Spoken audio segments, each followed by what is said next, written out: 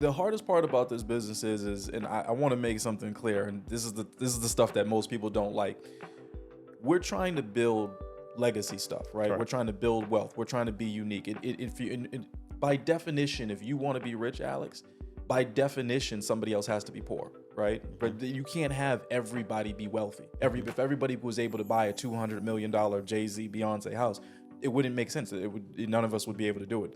If everybody was rich, nobody was. So, by definition, right? If I'm trying to become wealthy, if I'm trying to become rich, then essentially I'm going to have to leave the pack at some point, right? Not everybody that I went to high school with can come along with me. Not all of my boys can come along with me. Some of them are going to come, some of them may not.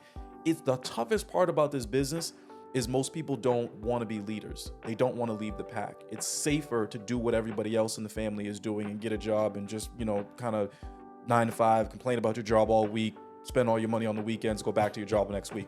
That's what most people do. It's scary as hell to leave the pack and say, I'm gonna go pursue this real estate thing. So most people don't tell their family. They don't share things until after they try to be, the idea in their head is that I'm gonna share once I'm successful.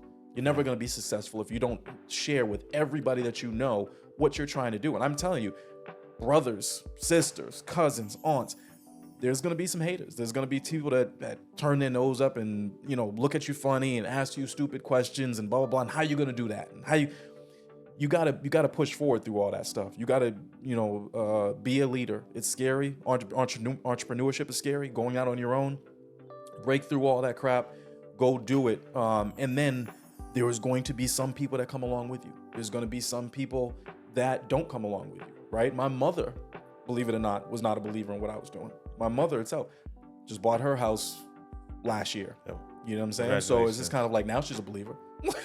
Now she believes in everything. Now she's out there on every social media channel. She's like, this is what my son does, blah, blah.